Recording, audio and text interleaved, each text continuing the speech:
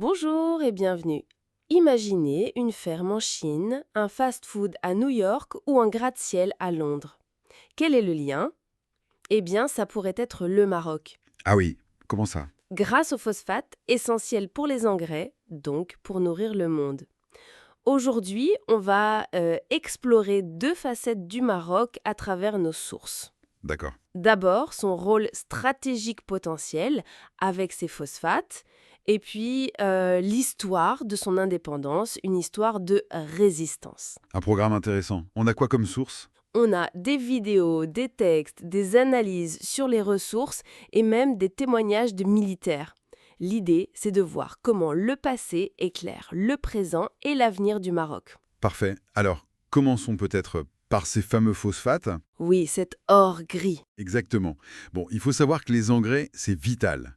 Phosphate, potassium, azote, on estime que la moitié de l'azote dans nos corps vient des engrais de synthèse. La moitié, c'est énorme. Oui.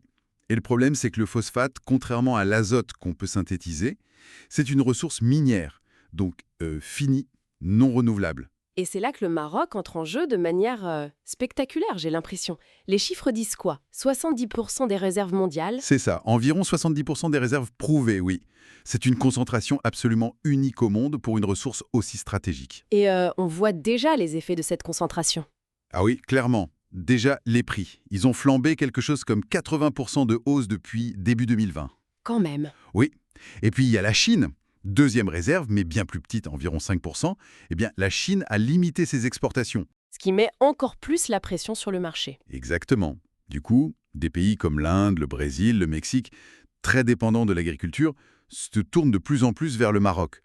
On parle même d'un pic phosphore, un peu comme le pic pétrolier. Donc une dépendance mondiale croissante vis-à-vis du Maroc, c'est ça qui se dessine. C'est une possibilité très sérieuse, oui, même si les estimations sur la durée des réserves varient beaucoup. Et les sources mentionnent aussi que ces réserves sont en partie au Sahara occidental. Ça complique les choses, j'imagine. Ça ajoute une dimension géopolitique évidente, oui. C'est une zone dont le statut est contesté, vous savez, entre le Maroc et le Front Polisario.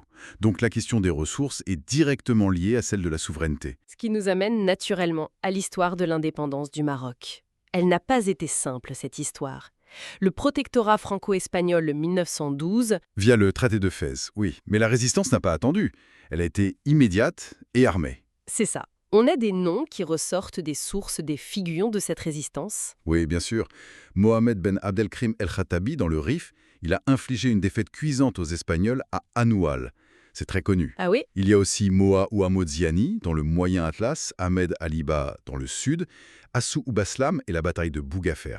C'était vraiment une lutte sur plusieurs fronts. L'idée que l'indépendance a été arrachée, conquise, elle est fondamentale. Et le moment charnière, celui qui a vraiment fédéré tout le pays, ça a été l'exil du sultan Mohamed V, c'est bien ça? Exactement. Le 20 août 1953, les autorités françaises pensaient affaiblir le nationalisme en l'exilant à Madagascar. Et ça a eu l'effet inverse. Totalement. Ça a soudé le peuple et le trône. C'est le début de ce que les Marocains appellent la révolution du roi et du peuple. Les actions de résistance se multiplient, parfois violentes, comme l'attentat du marché centraire de Casablanca fin 1953, ou la tentative contre Ben Arafat, le sultan que les Français avaient tenté d'imposer. Cet exil a donc été un catalyseur puissant. Et il est revenu quand? Retour triomphal le 16 novembre 1955. Mais attention, l'indépendance formelle, elle, vient après, et par étapes. Oui, c'est ça qui est intéressant aussi. Les dates sont multiples. Voilà, fin du protectorat français, 2 mars 1956, fin du protectorat espagnol au nord, 7 avril 1956. Mais le territoire n'est pas encore unifié. Il y a eu d'autres étapes de récupération. Oui, Tarfaya en 1958, Sidi Ifni en 1969. Et puis, bien sûr, le Sahara occidental, avec la Marche verte en 1975, un événement majeur, puis le départ des Espagnols et la récupération progressive Oued Dab en 1979. D'où la complexité encore aujourd'hui. Et la date de la fête nationale, le 18 novembre. Elle commémore le retour d'exil de Mohamed V, justement. C'est Hassan II qui l'a fixé, et plus tard, comme fête de l'indépendance, pour symboliser ce lien retrouvé entre le roi et le peuple. Toute cette histoire de lutte, de récupération progressive, ça a un coût humain et ça semble toujours d'actualité, d'après certaines sources. Effectivement, Une des vidéos qu'on a consultées montre le quotidien des forces armées royales sur la ligne de défense au Sahara, le mur de sécurité. C'est une surveillance 24h/7 dans des conditions très rudes. Lutte contre les incursions, contre la contrebande. Témoignage très fort d'un ancien prisonnier de guerre marocain. Oui, détenu 27 ans par le Polisario. Ça illustre de manière poignante les sacrifices consentis pour ce que le Maroc considère comme son intégrité territoriale. Ça donne une perspective humaine à ces enjeux géopolitiques. Donc, pour résumer un peu notre discussion, on a un Maroc qui détient potentiellement une clé pour la sécurité alimentaire mondiale future, avec ses phosphates. Une ressource stratégique majeure. Et en même temps, c'est une nation qui s'est construite et qui continue de défendre son unité à travers une histoire longue et parfois douloureuse de lutte pour la souveraineté. Les deux aspects sont liés, notamment via la question du Sahara occidental. C'est tout à fait ça. Et ça nous amène peut-être à la réflexion finale. Oui. Comment le Maroc va-t-il gérer cette double réalité à l'avenir ? D'un côté, la pression internationale qui va sûrement augmenter autour du phosphate, cette ressource vitale. Surtout si une partie se trouve en zone contestée, comme le soulignent nos sources. Exactement. Et de l'autre côté, l'impératif de souveraineté, d'unité nationale, qui est si fort dans l'histoire du pays et qui est vécu au quotidien par ceux qui défendent ses frontières. C'est un équilibre complexe à trouver. Un équilibre entre ressources stratégiques mondiales et impératifs nationaux. Voilà une question qui ouvre des perspectives intéressantes. Le Maroc, on pense souvent à ses mines, les phosphates surtout. C'est un pilier économique, bien sûr. Mais aujourd'hui, il y a aussi ce qui se passe sous l'eau. Et ça crée pas mal de remous géopolitiques. Tout à fait. On va justement faire une exploration un peu poussée des ressources marocaines, sur terre et en mer.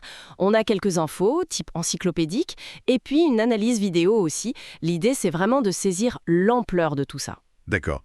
Donc des phosphates, on le sait, aux minéraux sous-marins dont on parle beaucoup, le mont Tropique, c'est ça? Et puis les enjeux qui vont avec. Exactement. Le mont Tropique et puis toutes les tensions économiques, diplomatiques qui en découlent, on va essayer de décrypter ça. Commençons par le commencement, si on peut dire. La puissance minière terrestre du Maroc, les phosphates, c'est incontournable. Ah oui, c'est même la base de tout. Le Maroc, il faut bien le réaliser, contrôle à peu près 75% des réserves mondiales de phosphate. C'est énorme. 75%, ouais. C'est colossal. Oui, ça le place comme premier détenteur mondial et troisième producteur. C'est un levier économique absolument majeur géré par l'OCP, l'Office chérifien des phosphates. Ça pèse très lourd dans les exportations et ce depuis longtemps. Et c'est crucial pour l'agriculture partout dans le monde. Exactement. Pour les engrais, c'est fondamental. Une position quasi dominante sur un élément essentiel pour nourrir la planète, quoi. Mais il n'y a pas que les phosphates, j'imagine. Le Maroc est aussi bien placé pour d'autres métaux. Oui, tout à fait. C'est le premier producteur africain d'argent et de plomb. Et puis, il y a la barytine, le cobalt déjà sur Terre, le cuivre, le fer, le zinc. C'est assez varié. Et ces gisements, ils sont où principalement? Le Haut Atlas, c'est des zones géologiquement riches. Et là, c'est l'ONHIM, l'Office national des hydrocarbures et des mines, qui gère l'exploration en plus de l'OCP pour les phosphates. D'accord. Donc, un sous-sol terrestre déjà très riche. Mais ce qui fait vraiment l'actualité, c'est l'exploration en mer, n'est-ce pas, Evelyne? Avec ce nouveau navire. C'est ça.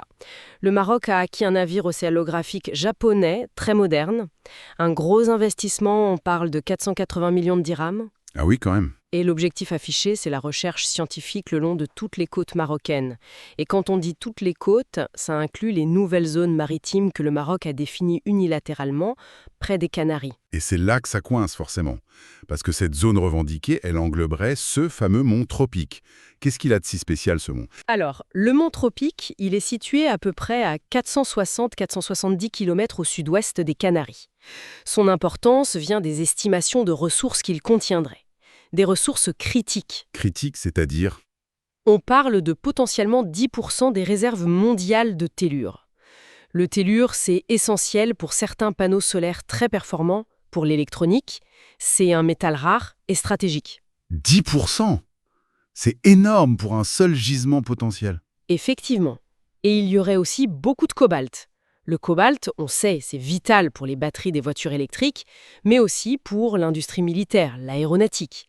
Donc contrôler ça, c'est un atout majeur pour la transition énergétique et l'industrie de pointe. Je vois. Et le lien avec la reconnaissance par les États-Unis de la souveraineté marocaine sur le Sahara occidental, il est... Évident. Disons que le timing est troublant. Beaucoup d'analystes estiment que Rabat a interprété cette reconnaissance américaine comme une sorte de feu vert pour affirmer plus fort ses prétentions maritimes, y compris jusqu'au mont Tropiac. Ce qui a dû provoquer une réaction vive de l'Espagne, j'imagine. Ah oui, forcément. L'Espagne conteste cette extension de la zone économique marocaine. Il y a eu des tensions, des rapports sur des missions de recherche espagnoles près du mont, ce que Rabat a vu comme une provocation. Les relations se sont refroidies. Oui, au point qu'un sommet bilatéral important a été reporté juste après cette reconnaissance américaine et les annonces marocaines sur les frontières maritimes. C'est clairement un point de friction majeur. Et ça a même des répercussions sur la politique intérieure espagnole, si j'ai bien compris. Avec le parti nationaliste basque. Oui, c'est assez remarquable. Le PNV, qui soutenait traditionnellement le Front Polisario, a opéré un virage assez net. Ah bon? Oui, leur porte-parole a souligné publiquement le rôle stratégique incontournable du Maroc pour l'Espagne, pour la lutte antiterroriste, la gestion des flux migratoires. Mais il aurait même invité le Polisario à être plus réaliste. C'est ça, en substance. Il a parlé de leur faire comprendre ce qui est possible et ce qui est impossible dans le contexte actuel.